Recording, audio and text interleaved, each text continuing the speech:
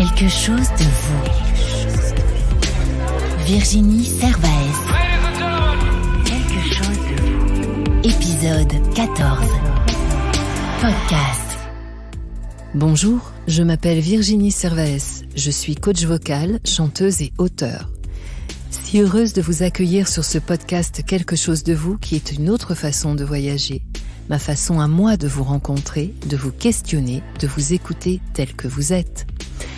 Un podcast où les épisodes se transforment chaque dimanche comme un barbapapa, géant ou tout petit, afin d'épouser au mieux les échos de vos voix. Un podcast où il fait bon vivre et être libre d'être soi avec pour seule distinction l'unicité de votre parcours. Et de la même façon, vous me demandez de me dévoiler sans détour. En réponse à vos questions posées, je vous promets, au rythme de mes réflexions d'instant T, authenticité, honnêteté, bienveillante. Quelque chose de vous poursuit sa promenade estivale sous un soleil radieux et s'octroie quelques petits plongeons dans des eaux un peu froides d'océan, avec pour récompense, lorsqu'on en sort, celle de se lézarder sur nos serviettes pleines de sable. Vous savez, celui qui colle à notre crème solaire et nous tatoue de drôles de dessins. Bon, c'est une bien jolie ambiance tout de même. Un peu de sel comme « Sur la plage abandonnée, coquillages et crustacés ». Nous sommes dimanche 26 juillet et c'est avec un immense plaisir et honneur que nous échangerons avec la reine des mers, des cieux, des sables, des vents et oui, de tous les éléments qu'elle enchante de sa voix. Je veux bien sûr parler de Julie Zenati. Elle nous confiera son secret pour faire danser les fleurs, refaire danser les fleurs, rien que ça. Je vous conterai à sa suite une petite lecture sur le pommier et tout ce qu'il prodigue. Des instructions pour gagner mon livre « Trouver sa voie et faire son chemin » aux éditions Erol. Elles vous seront données juste après mes réponses à vos étonnantes questions, chers auditeurs. Épisode numéro 14, c'est parti. Quelque chose de vous. Une question, une réponse. Salut Virginie. Alors aujourd'hui, j'ai une petite question sur la vie et sur notre société actuelle. Je voulais savoir, que penses-tu de l'amitié homme-femme ou l'amitié fille-garçon ? Est-ce que tu penses qu'elle existe vraiment ? C'est une question que beaucoup de personnes de ma génération se posent et j'aurais bien aimé avoir ton avis là-dessus. Ma belle Cynthia, c'est vraiment chouette de t'entendre et toi aussi, c'est la première fois que tu passes à l'antenne. Alors, ce que je pense de l'amitié homme-femme, fille-garçon, est-elle possible ? Eh bien, moi, tu ne m'as pas épargné sur la question. Ah là là, ce sujet qui est toujours d'actualité. Alors, figure-toi que moi, au départ, j'ai été tentée de faire des recherches sur ce thème sur Internet, je l'avoue. Et puis, j'ai été noyée par de multitudes de types de réponses dans des émissions, que ce soit radio ou télé, d'articles, d'essais sur le sujet, fort intéressants au demeurant. Et du coup, après, je me suis dit, non, allez, je me fais confiance, je laisse tomber cette piste et puis... pour être très honnête avec toi, comme ça, je vais m'exprimer du bout de ma petite fenêtre, de mon vécu et point de vue que j'ai en cet instant présent. Alors, avant tout, j'ai envie de te dire, mais de quelle amitié mixte parlons-nous ? Est-ce que c'est celle qui est fraternelle, celle qui est filiale, amoureuse, protectrice ? De ces rapports délicats et ou sordides qui sont évidents et où parfois les ombres sortent de façon très ambiguë. Moi, j'ai le sentiment qu'il y a autant de combinaisons d'amitié que de personnes qui les créent. Ça tombe sous le sens, me diras-tu. Ces amitiés variées s'inscrivent dans une particularité en fonction non seulement de chaque personne qui entre dans notre cercle, mais aussi du degré que l'on va lui attribuer et également de la période où elle prend sa source. En effet, l'amitié mixte a plusieurs cas de figure. Alors pour moi, il y a d'abord celle qui existe depuis notre plus tendre enfance, adolescence, où nous grandissons ensemble comme des frères et sœurs avec pour différenciation de ne pas vivre sous le même toit ni d'avoir les mêmes parents. Et là, nous sommes vraiment dans le partage et la connivence et enfin en tout cas à ma connaissance, rarement dans l'attirance sexuée. Et puis, il y a celle qui va naître, par exemple, après avoir vécu ensemble, avoir été mariés, compagnons, amants, et de fait, à la séparation, s'impose comme une évidence de devenir amis, car les ambiguïtés, elles, n'ont plus lieu d'être. Il y a aussi l'amitié-amour, colorée, comme on dit au Brésil, ou le sex friend, comme on dit outre-Manche. Une amitié où l'on vit tout à la fois en incluant cette fois-ci la sexualité. Et cette amitié, pour moi, s'apparente souvent à un manque de tendresse, de câlin, plus qu'à toute autre chose. Avec bien évidemment les échanges autres, mais tout de même, quand on y ajoute cette dimension, c'est déjà pour moi le reflet d'un autre manque qui s'installe. Alors bien sûr, je constate que toutes ces formes d'amitié mixte peuvent évoluer parce que on grandit, on change et on change de regard aussi sur l'autre. Et parfois, ça arrive souvent même suite à un événement.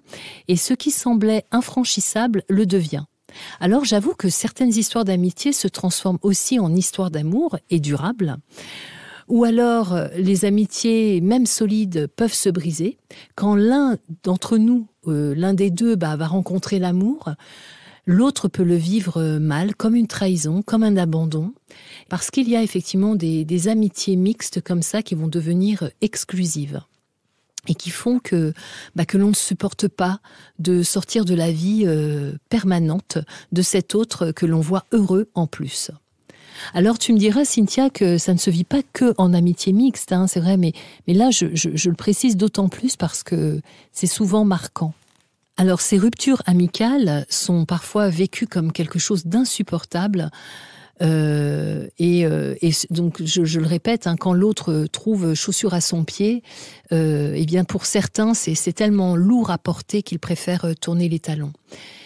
J'allais dire, est-ce que la question est aussi de se dire que l'amitié mixte se vit différemment si l'on est célibataire ou en couple? Alors pour ces derniers, il n'est pas rare effectivement que cela puisse se vivre un peu bizarrement parce que bien souvent, des conjoints n'acceptent pas les amis de sexe opposé ou du même sexe qu'eux et qui se lient d'amitié ou qui ont déjà une amitié forte au moment où ils se rencontrent avec leur chair et tendre. Donc là, encore une fois, la jalousie s'immisce et puis on sait très bien que l'amitié, en plus, peut différer d'un point de vue d'un conjoint, par exemple. Il peut voir l'amitié d'un mauvais œil parce qu'elle diffère vraiment, enfin, le rapport diffère de celui d'un couple dans son quotidien. Bon, je ne sais pas si je suis très claire là, mais bon, voilà. Et pour autant, l'amitié, j'ai envie de dire, elle ne se vit pas que lorsque l'on est disponible, hein.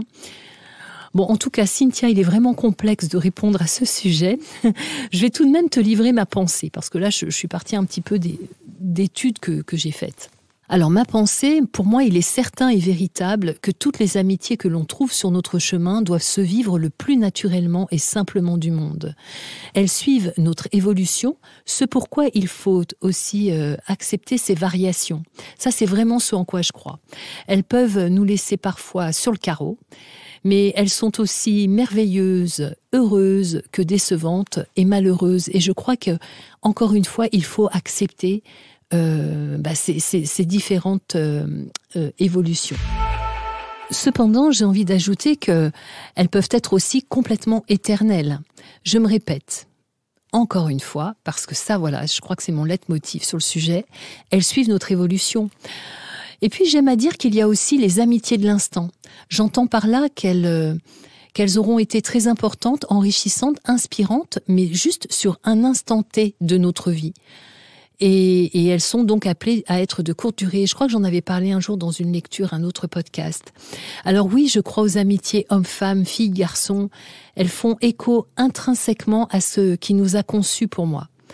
Alors là, je vais partir un peu peut-être je ne sais pas si les gens vont me suivre, mais bon, j'ai envie de dire, on a été conçus d'un homme et une femme, un père et une mère, d'accord ?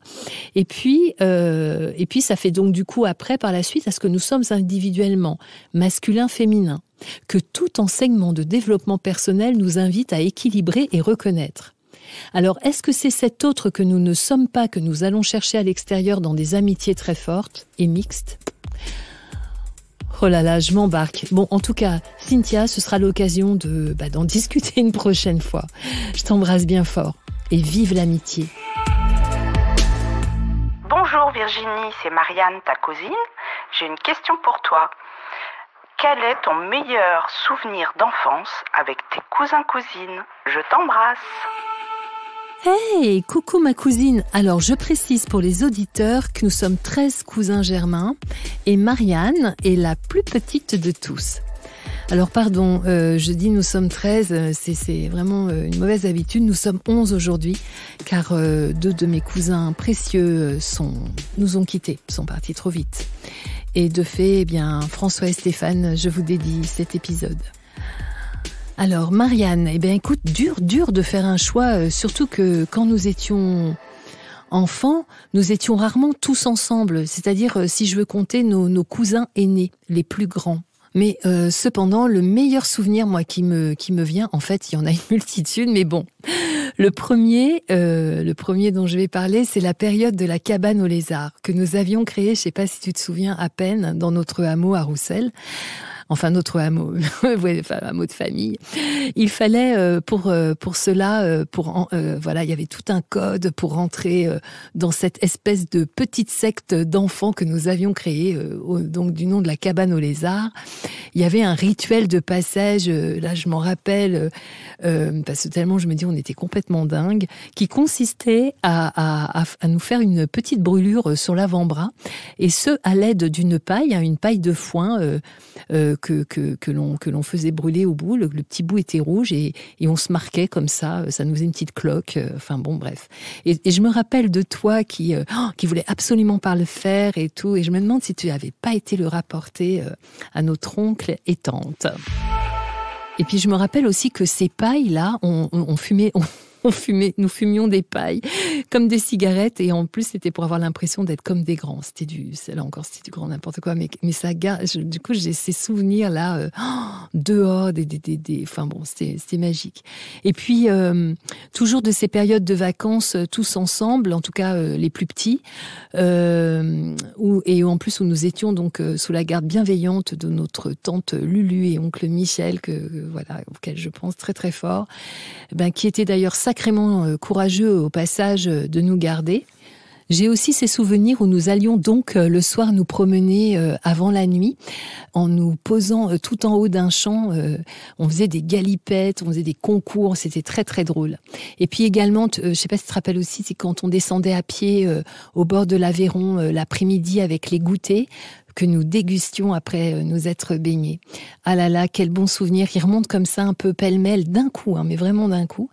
Et puis malgré tout, j'en ai aussi tout plein d'autres, et j'ai envie de dire avec chacun d'entre vous.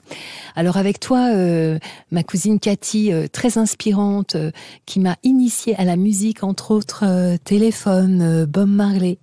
Et puis pour nous et pour moi, tu étais la grande que j'écoutais, que j'admirais, que je trouvais hyper libre et fun. Et puis également avec toi Lolo, et puis ton frère Stéphane, je sais pas si tu te rappelles de nos balades à vélo à la Charité-sur-Loire, à Sancerre, et puis toutes les deux nos écoutes de Cat Stevens en boucle. Avec vous, Dominique et Sophie, à Figeac. Donc là, j'ai souvenir d'avoir découvert Lavilliers et François Béranger. Avec toi, Marianne, donc, et puis François aux Zézy, du patin à roulettes, des grottes préhistoriques, sans compter les sorties à Berne-sur-Oise. Alors avec toi aussi, Luc, à Ozoir, La Ferrière, et puis à Chelles. Avec vous, Sylvie, Gabi et Françoise, avec qui j'ai passé du temps plus grande à papoter chez chacune. Sans oublier Cécile et Pierre, qui sont donc ma sœur et mon frère.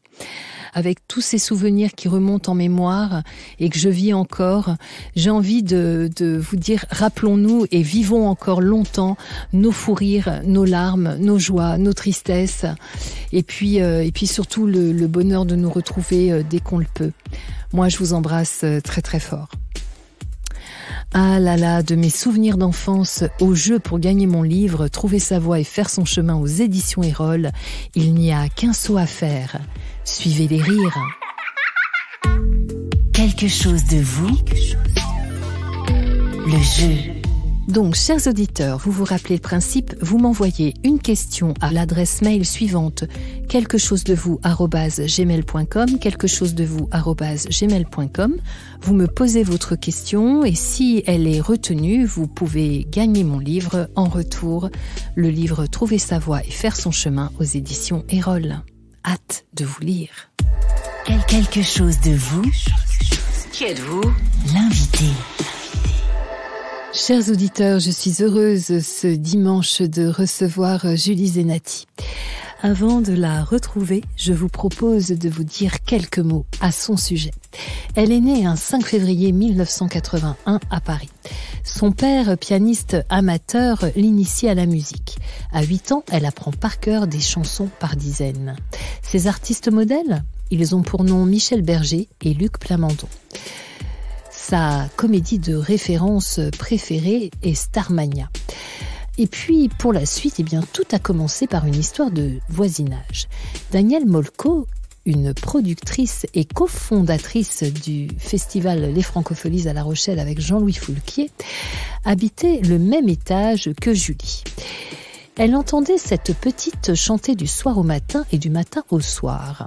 Un jour, elle vient frapper à la porte, séduite par ces quelques notes.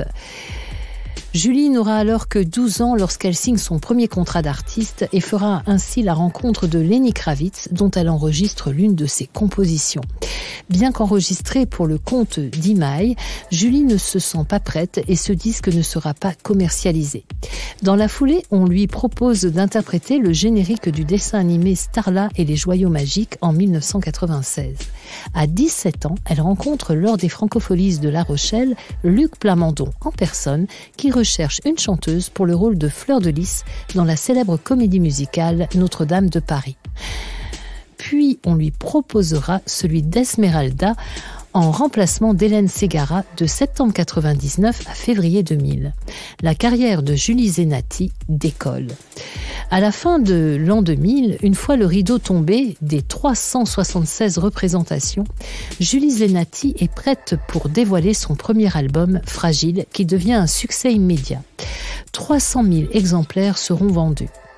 Son registre de voix est étendu et éclectique.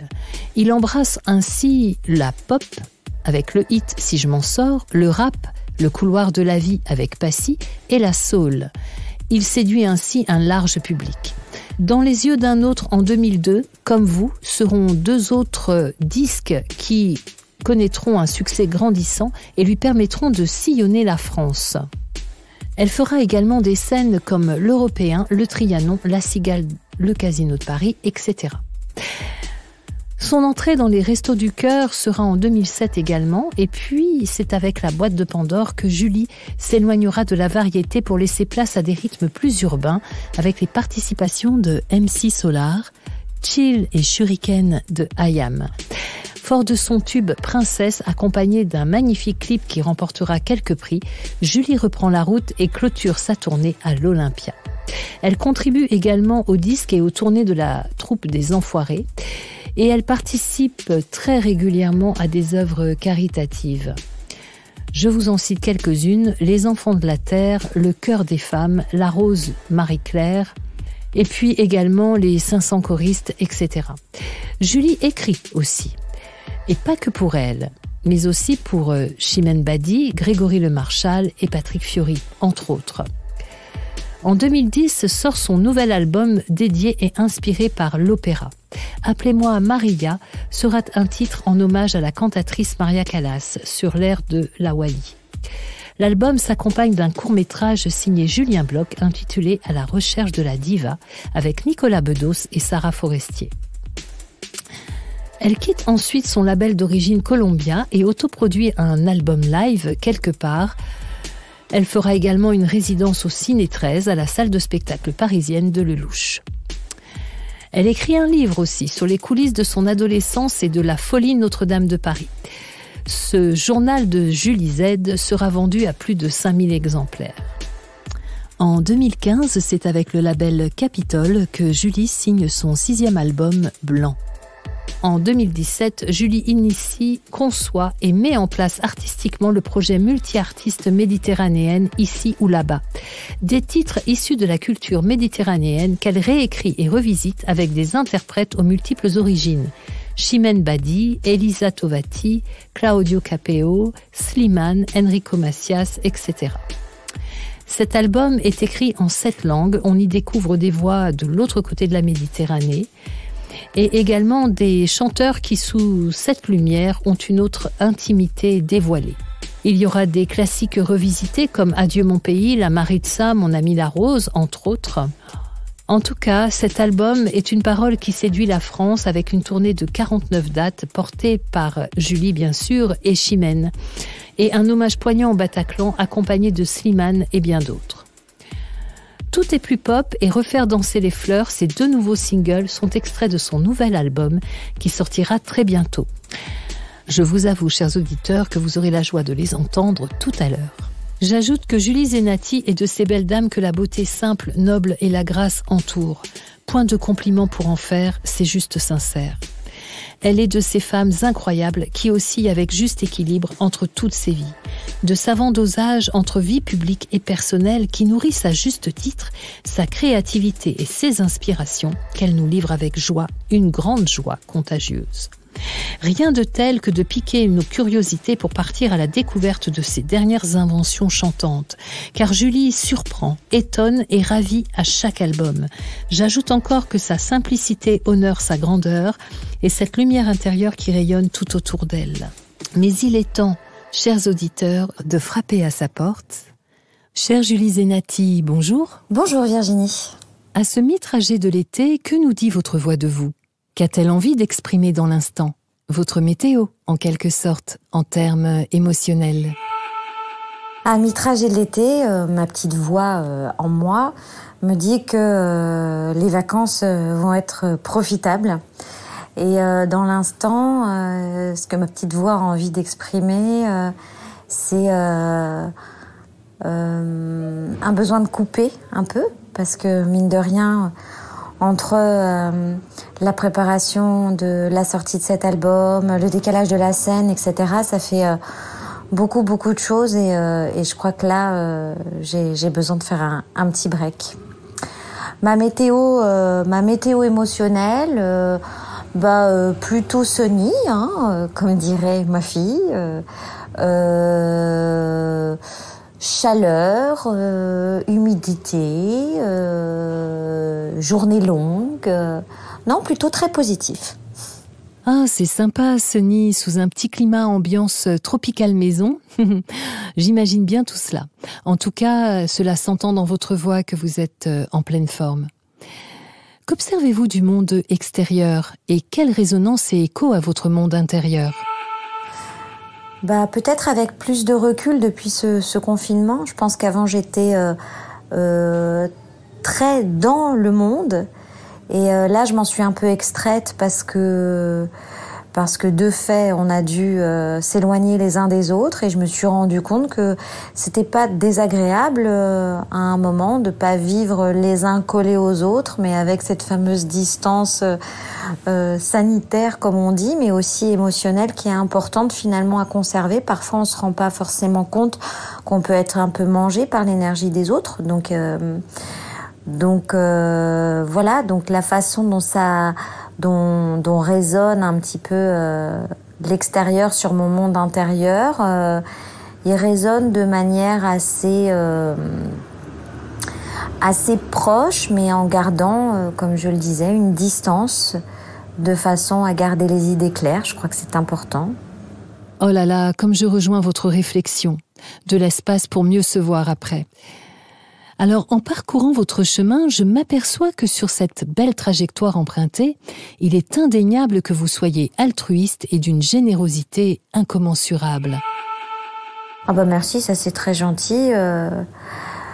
J'ai eu de la chance déjà dans mon parcours de faire de belles rencontres et de commencer mon métier avec des gens bien, des gens qui m'ont permis de rester bienveillante et de rester aussi fidèle à mon éducation et et qui, je crois, est une éducation plutôt tournée vers les autres et dans le respect et tout ça. Donc voilà, j'ai un métier qui parfois pourrait nous éloigner justement d'une forme, comme vous disiez, d'altruisme ou de générosité, mais je crois qu'à un moment aussi on fait les choses avec ce qu'on est et on construit son chemin comme ça. Donc moi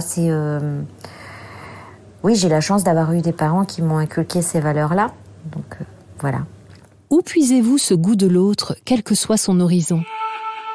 Je crois que je sais pas que je puise le goût de l'autre particulièrement, c'est que je pense que je suis assez curieuse, je suis assez curieuse de l'autre aussi parce que je suis assez pudique, donc j'aime pas forcément parler de moi, donc je fais beaucoup parler les gens. Merci de nous répondre alors. Qu'est-ce qui fait que la nature humaine garde sens à vos yeux ? Moi je crois grandement en l'homme avec un grand H, même s'il parfois, et même si peut-être trop souvent, il s'est perdu, il a voulu défier des choses qu'on ne défie pas, et même encore dans cette période étrange qu'on vient de vivre, avec cette épidémie et qui continue de nous poursuivre, il y a quand même eu une vraie solidarité, un vrai élan de générosité. On a été un peu long à se mettre en marche, mais mine de rien, quand on s'y met et quand on met un peu nos vies égoïstes sur pause et qu'on regarde l'autre, on est des machines qui sont plutôt bien faites parce qu'on sait faire ensemble avec les autres et dans un but commun. Donc voilà, on a plein d'exemples finalement de grande humanité dans notre société, malgré le fait que parfois la société pourrait manger notre humanité. Merci Julie. Encore une fois, je partage votre point de vue. L'homme est doué et doté de magnifiques outils, parfois insoupçonnés, qui se révèlent lors d'événements exceptionnels. Mais vivement qu'il s'en rende compte en permanence. Alors, qu'est-ce qui vous inspire dans la vie ? Ce qui m'inspire dans la vie, moi, c'est la vie, hein. Tout simplement. C'est la vie, c'est les gens, c'est observer, écouter. C'est ce qui m'inspire, c'est ce qui me donne envie d'écrire. Et c'est ce qui est chouette aussi. Quelle femme êtes-vous en 2020 ? Oui, je crois que je peux dire que je suis donc une femme. Ça, on est vraiment sûr. Je suis une maman. Je suis une auteure, une autrice, une compositrice et une productrice aussi. Je suis une femme heureuse, mariée,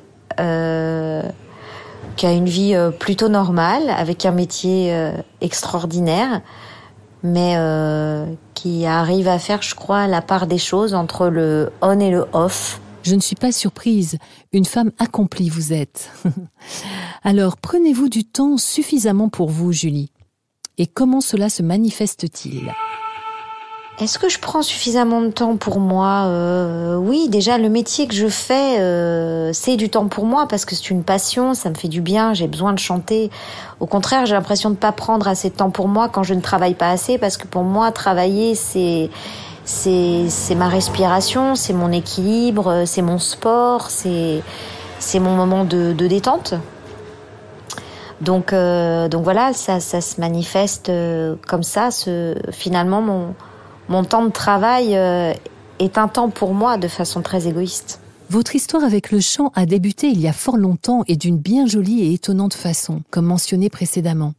Plusieurs mues successives se sont produites. Aujourd'hui, vous passez de l'état de princesse guerrière enchantée à celui de jeune reine couronnée de causes aussi nobles les unes que les autres pour ses sujets, famille, amis et plus.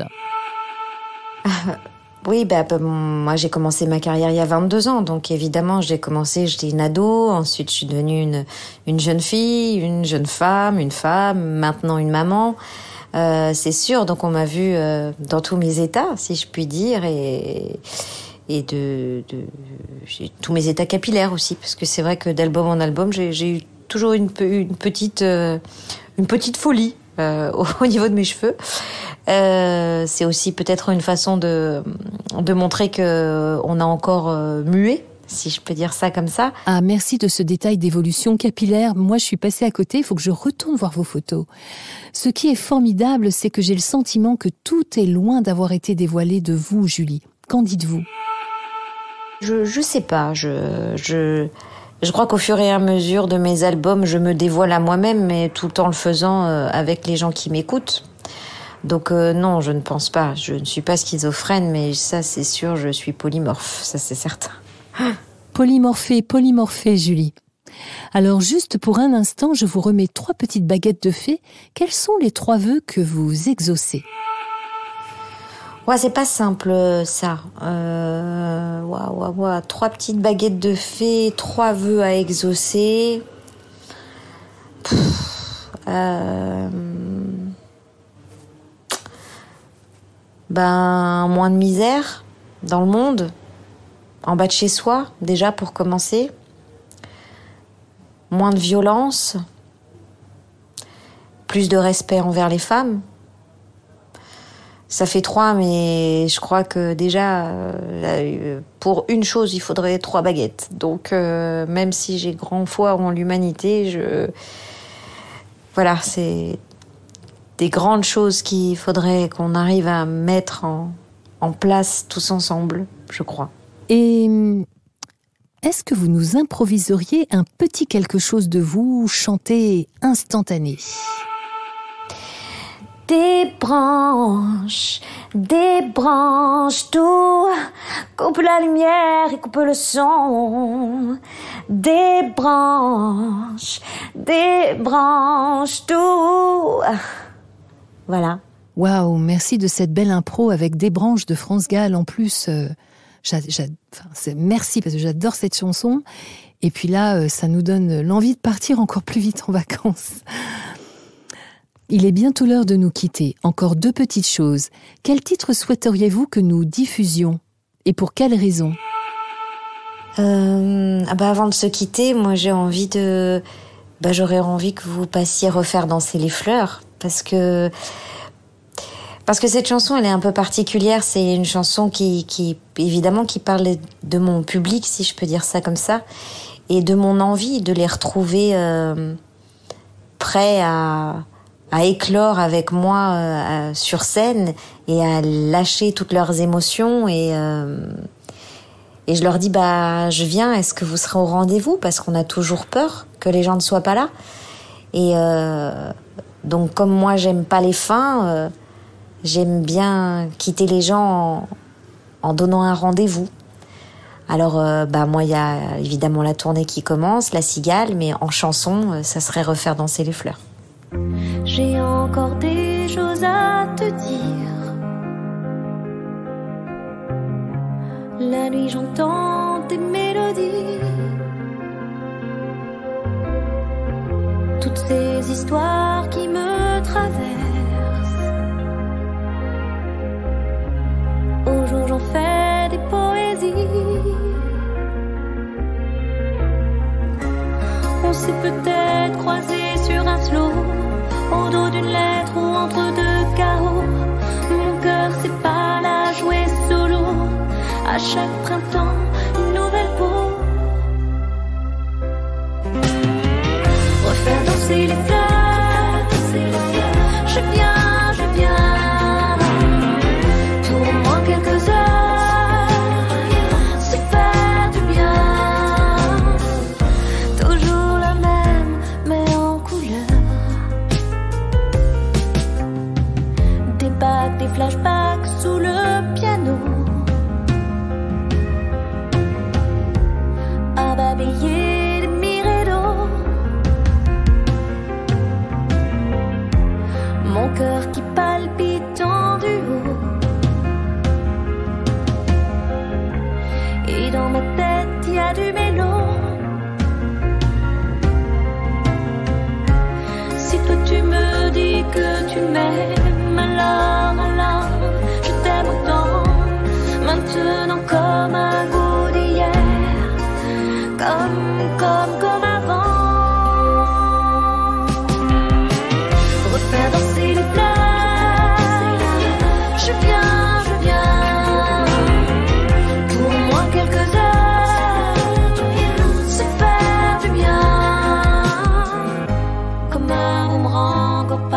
paradis. J'aime des paillettes en pédalo, nage un peu dans les souvenirs d'autres océans, d'autres solos. Refaire danser les fleurs, je viens. Pour moi quelques heures, se faire du bien. Refaire danser les fleurs, je viens.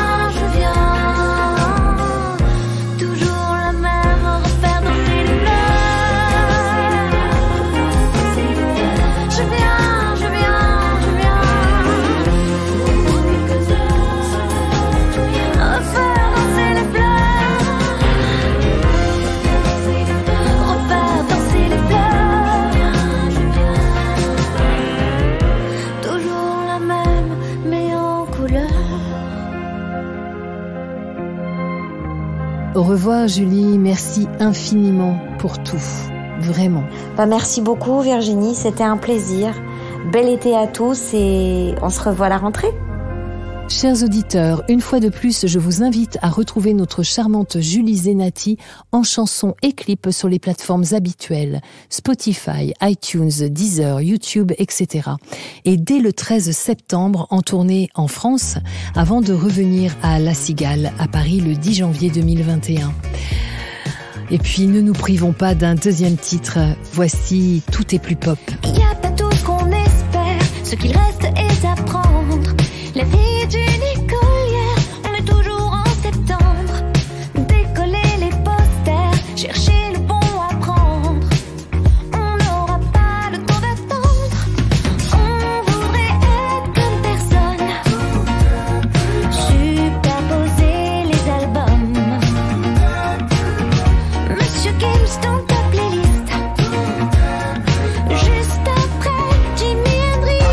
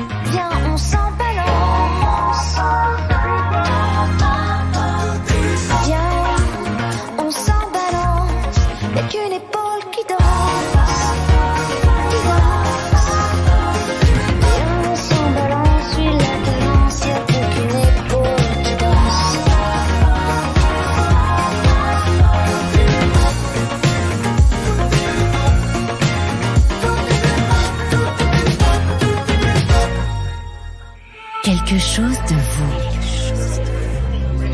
Quelque chose à vous. Lire. Quel bonheur une fois de plus de prendre le temps de rencontrer de si belles personnes. Aïe, aïe, aïe. Allez, partons croquer la pomme. Cette semaine, je voulais vous parler de mon arbre majestueux que j'affectionne plus que tout, le pommier. Saviez-vous qu'il est de la famille des rosacées, dont le fruit est la pomme? On connaît aujourd'hui plus de 20 000 variétés. Lesquelles connaissez-vous?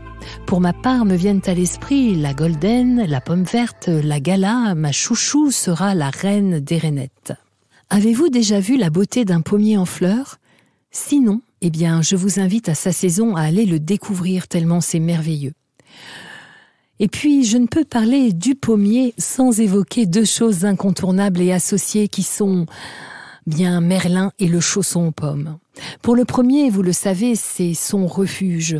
Quand il réfléchit ou souhaite retrouver ses esprits et de nouvelles inventions, il se pose toujours à la cime de son arbre. Promeneur de la forêt de Brocéliande, levez la tête au pied de l'arbre d'or. Peut-être le verrez-vous déguster un savoureux chausson aux pommes confectionné par Viviane. Je délire complètement. Ah, le chausson aux pommes, celui où le feuilleté a juste ce qu'il faut d'épaisseur et de finesse pour que quelque chose se passe à la première bouchée. La surprise est toujours de savoir s'il y aura assez de compote de pommes.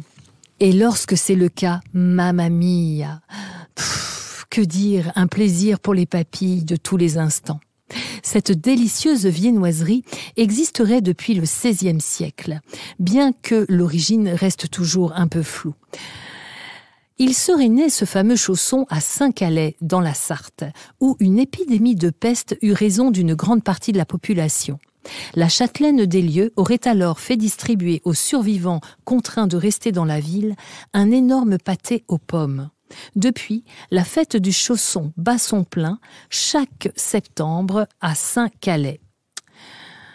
Donc quand je dis chaque mois de septembre, effectivement, mais je n'ai pas relevé la date exacte. Ce pourquoi, chers auditeurs, je vous propose de prendre date bientôt et de nous y retrouver à la fin de l'été. Pour finir avec la pomme, c'est vrai qu'il y a eu celle d'Ève et d'Adam. C'est un autre sujet un peu plus épineux, nous en reparlerons. Quelque chose de vous reprend le chemin des écoliers et vous retrouve vite dès que nous serons posés en un endroit merveilleux et de toute beauté. En attendant, bon soleil, sables et galets, prenez soin de vous. À tout bientôt. Quelque chose de vous. Podcast.